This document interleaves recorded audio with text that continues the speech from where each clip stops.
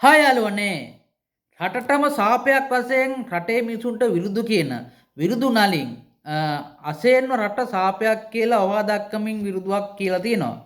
මෙන්න මේ ගෝතයගේ මොලේ පෑදෙනත් එක්ක මම අද ඔයාලත් එක්ක කතා කරන්න හිතුවා. ඇත්ත වශයෙන් කියනවා නම් යාළුවනේ මිනිසුන්ගේ හොඳ අස්සේ නරක හොයන්න හොඳ නැහැ. එතකොට මේ විරුදු නලින් කියන අමු ගවය අමු හරකා මූ දේශපාලනට පුක දීගෙන කඩේ කිව්ව එකේ නේද? එතකොට මූ ඒ චරිත වලට එක දීලා කතා කරා. පස්සේ මම දැක්ක කත්නූරු සිරදම ස්වාමීන් වහන්සේටත් එක දීලා කතා කරලා උන්වහන්සේටත් ආයිත් විරුද්ධව වීඩියෝ කරලා තිනවා. මේ වගේ අමු තිරිසම් වූ මේ පෙරේතය තමයි මේ විරුදු නලින් කියන්නේ. දැන් මම කියන්නේ අසෙන් ගිහිල්ලා ඩුබායි වලට ගිහිල්ලා ලයිව් වීඩියෝ එකක් ගහලා මිනිසුන්ට බඩු ටිකක් අරන් ආවා.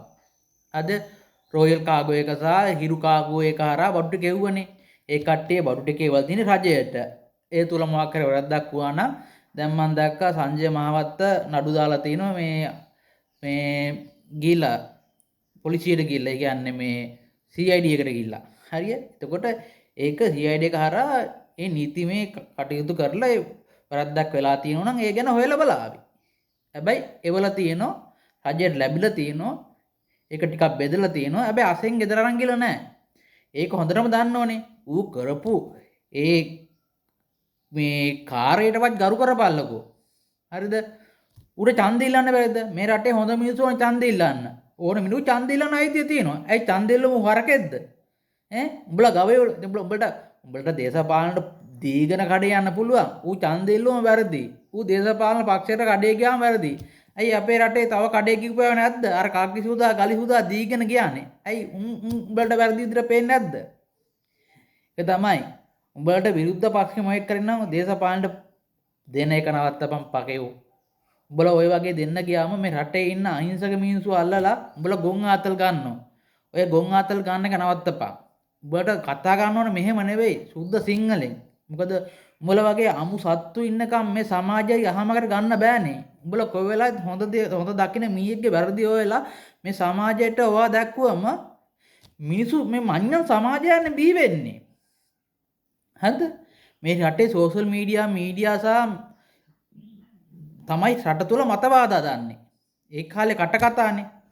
අද කාලේ මීඩියා සහ සෝෂල් මීඩියා. එතකොට උඹලා මේ වැරදි අර්ථකථන මිනිසුන්ගේ මනසට දීලා මේ සමාජයේ ඉන්න මිනිස්සු නොමග යවන්න එපා. මොකද අසෙන් කියන්නේ සමාජ සේවකයෙක්. ඌ ඩුබායි වල ගිහලා ලයිව් එකක් දාලා යම්කිසි බෞද්ධයක් එව්වා. ඒක කරානේ.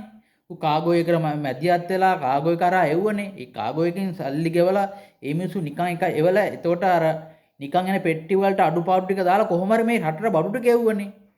ඌ එහෙම වෑයමක් කරලා ලංකාවට ආවනේ.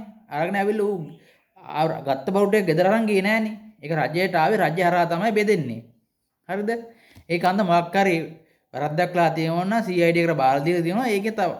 ඒකෙන් වාර්තා ආවම ඒක ගැන කතා කරපන්. එන්න කලින් මේ මිනිසුන්ට මඩ ගහලා ගොන් ආතල් ගන්න එපා. උඹ උපංගේ යමු හරකෙක්නේ. හරිද? උඹලා වගේ මිනිස්සු මේ රටම සාපයක්. ඇත්තටම අසෙන් ඌ මොකක් හරි දෙයක් කරනවා. මිනිස්සු මාකටිං ගා ගන්න ඕන විදියට. ඌ කාගවත් අනුන්ගේ සල්ලි හොරකම් කරලා නෑනේ. ගෑනු දූෂණය කරලා ස්ත්‍රී දූෂණය කරලා මංකොල්ල කාලා මිනිමරලා නෑනේ. ඌ දේශපාලනය කරපු එකයි ඌ මොකක් හරි පක්ෂයට කඩේ ගිය එකයි ඒ උගේ අයිතිය. ඒක මේ සමාජයට වැරද්දක් අස හොවා දක්වන්න එපා. එhmenan උඹ ඊට වඩා අමු ගවයෙක්නේ. හරිද? උඹලා වගේ හරක් ඉන්නකම් මේ රට හදන්න බෑ. එතකොට මේ රටට කෙලවෙන්න මුල්ම හේතුව තොපු වගේ ගෝතයෝ. මේ රට විනාශ කරන්නේ සෝෂල් මීඩියා සහ පූජකයෝ. තොපිල වගේ සෝෂල් මීඩියා කාරයෝ මේ රට විනාශ කරන තාක්කල් මේ රට ගොඩ ගන්න බෑ. සෝෂල් මීඩියා කාරයෝ පූජකයෝ එක මතයකට ඇවිල්ලා රට ගොඩ ගන්න මාවතකට ඇවිල්ලා අපි හරි විදියට හිටගෙන රට වෙනුවෙන් වැඩක් කරොත් පමණයි රට ගොඩ ගන්න පුළුවන්. නැත්තම් උඹලා වගේ ගෝතයෝ රටරම සාපයක්. මිනිස්සු අවබෝධ කරගෙන මෙන්න වගේ ගෝතයගේ මොලේ පෑදෙනත් එක පාලින් කමෙන්ට් එකක් දාගෙන යමු. එහෙමනම් ඔළුවෙන් හිතන්න. ඔබට ජය.